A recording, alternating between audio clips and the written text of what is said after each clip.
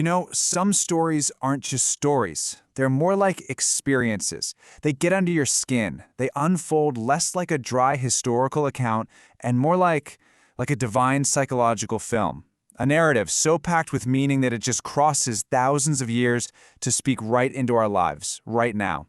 Today we're going to walk through one of those stories. It's this profound encounter set at a simple well that gets to the heart of one of the most fundamental human conditions, a deep, unrelenting thirst for something more. So let's go there together. Let's explore this meeting at the well.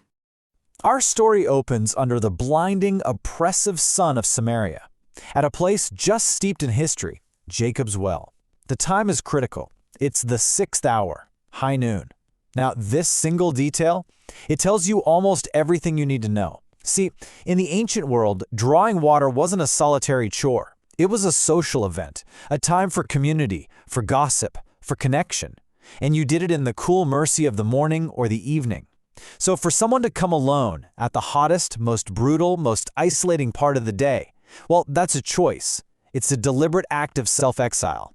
It's a picture of a soul in hiding, a woman who would rather face the scorching sun than the scornful glances of her neighbors.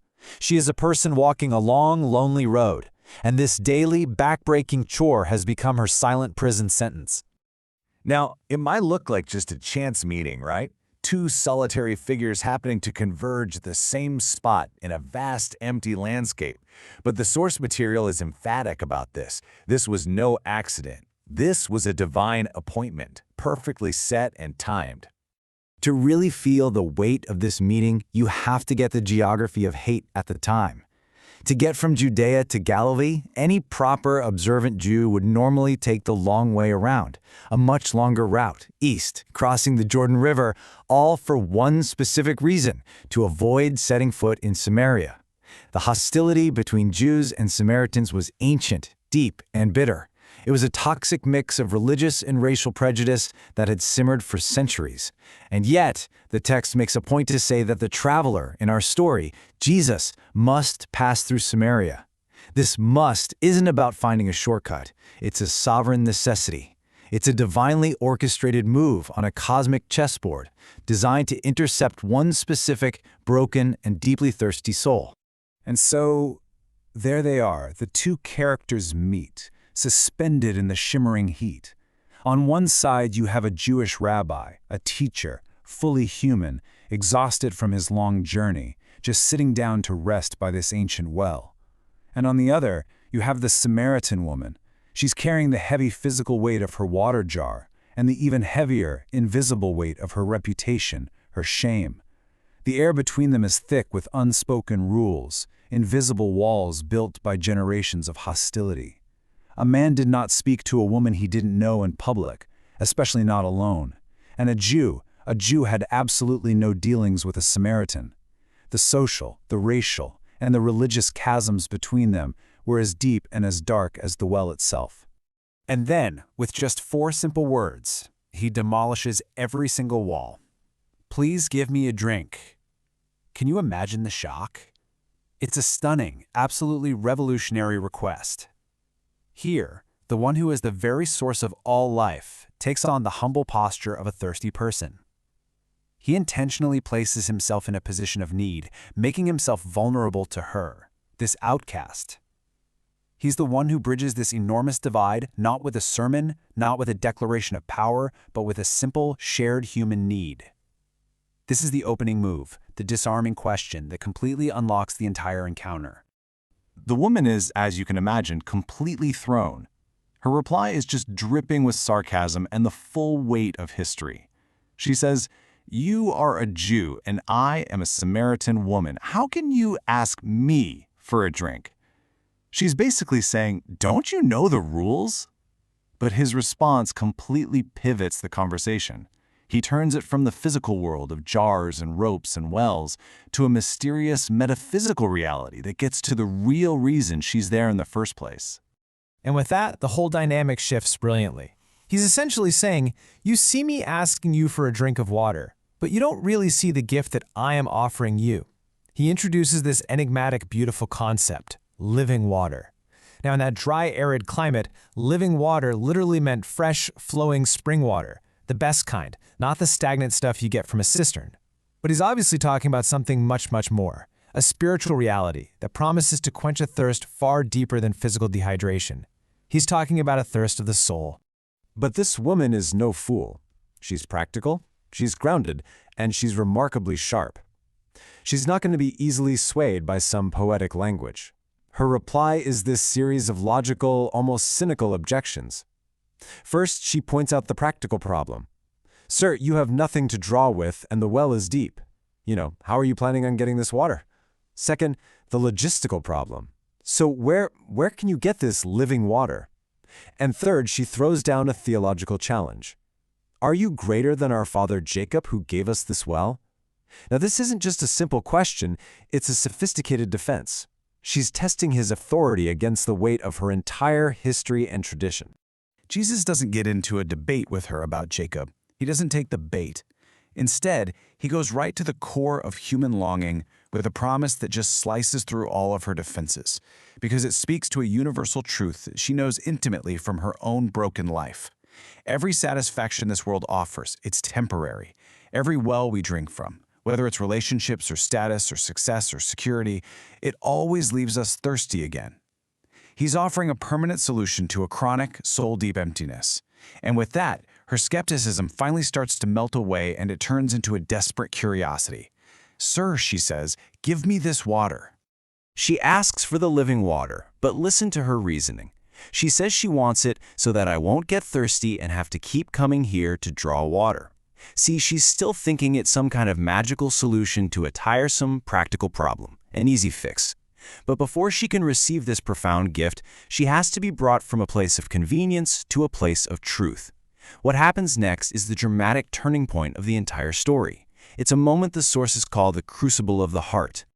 Just notice the incredible precision of this command. This isn't some random question. This is a divine test. It's like a sharp surgical incision designed to cut through every single layer of her pretense, her defenses, and her shame. He asks her to bring the one person who represents the very source of her pain, the very reason she comes to the well at high noon to hide from the world.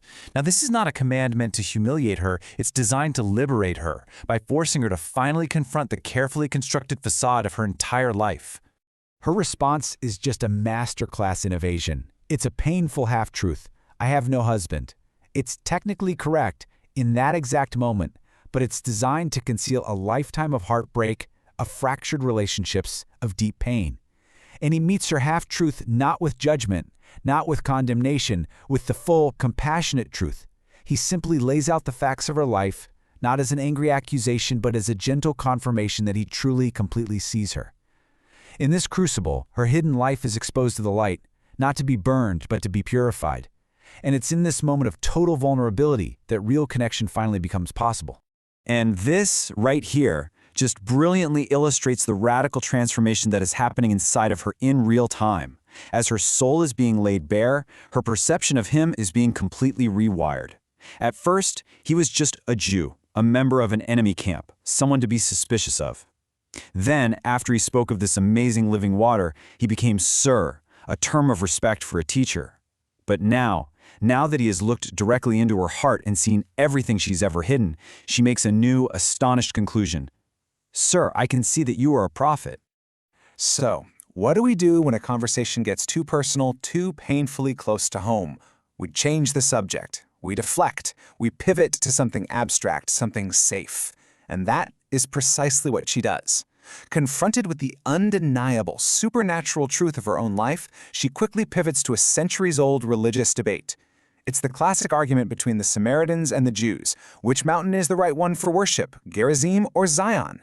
It is such a human maneuver, hiding our personal pain behind big, impersonal theological arguments.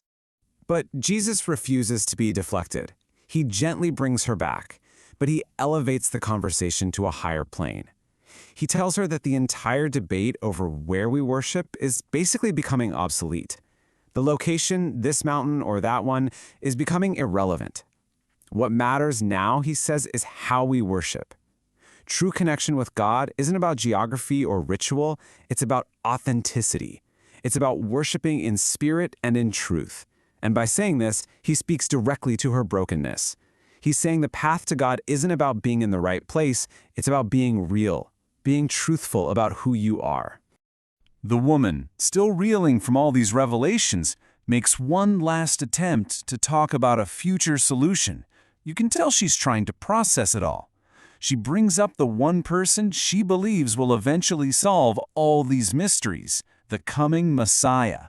She says, "I know that Messiah is coming. When he comes, he will explain everything to us." She's still speaking of a distant hope, someone who will one day make sense of it all. And this sets the stage for the story's breathtaking, intimate, and unforgettable climax. There's no thunder from heaven, no choir of angels, no grand public spectacle. Just a quiet, stunning, personal revelation at a dusty well in the midday heat. I, the one speaking to you, I am he. The original Greek here is ego eimi, I am, which directly echoes God's divine name in the Old Testament. The Messiah she was waiting for, the ultimate answer to all her questions and all her pain, is this tired, thirsty traveler who saw her, knew everything about her, and still offered her life. And what happens next is one of the most powerful and symbolic actions in the entire narrative, and it's captured in just a few simple words. The text says, "Then, leaving her water jar, the woman went back to the town." This single, decisive action, it signifies a monumental, life-altering transformation. This is her point of no return. So let's just pause on this. What did that jar represent? It was so much more than just a tool for survival. It was her reason for being at the well. It symbolized her whole life of hard realism, a world defined by what she could physically carry, what she could control. It was the instrument of her shame, the very thing that tethered her to that lonely noonday ritual. So in leaving it behind, she was abandoning everything. She was breaking free from the crushing weight of her past. She was crossing her self-imposed safe line of belief, transferring her dependence from the physical water in the jar to the living water she had just been offered. She went to the well an empty vessel, and now she was becoming a channel of life. And the transformation is immediate and total. The woman who came to the well specifically to avoid people now runs straight back to them. The one who lived in the shadows now rushes into the light. She becomes a herald, the very first missionary in the Gospel of John. And what is her message? It's incredible. She uses the very thing that was her deepest shame as her testimony. "Come, see a man who told me everything I ever did." The deepest source of her pain has been transformed into the most powerful proof of her redemption. The story wraps up with the people of her town coming to believe, first because of her incredible testimony, and then because they encountered Jesus for themselves. But the story doesn't truly end in that Samaritan town 2,000 years ago. Its echoes reverberate all the way into our own time, asking us to find ourselves somewhere inside its narrative. Because let's be honest, we all live in a kind of wilderness, don't we? We all experience that deep thirst, that longing for meaning, for purpose, for a love that finally satisfies, that never seems to be fully quenched. And so we dig our own wells. We try to draw from our careers, our achievements, our relationships, our bank accounts, hoping to fill a spiritual void. But as this story so powerfully shows, everyone who drinks that water will just be thirsty again. So often, we're at the wrong well, using leaky jars, drawing up nothing but false comfort. And this brings the story right to our doorstep. So let's just take a moment and reflect on this. What is the water jar that you carry every single day? What's the thing you depend on for your security, your identity, your sense of worth?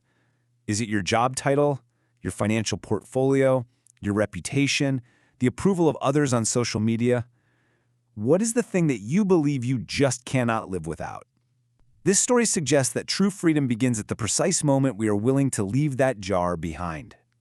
In the end, this ancient encounter is a timeless invitation. It tells us that redemption doesn't wait for us to get our lives perfectly in order. It meets us right where we are, at our own well, in our moment of loneliness, our fatigue, our shame. The divine traveler is still waiting there, still offering a water that promises we will never thirst again. The invitation has been made, so the only remaining question is, how will you answer?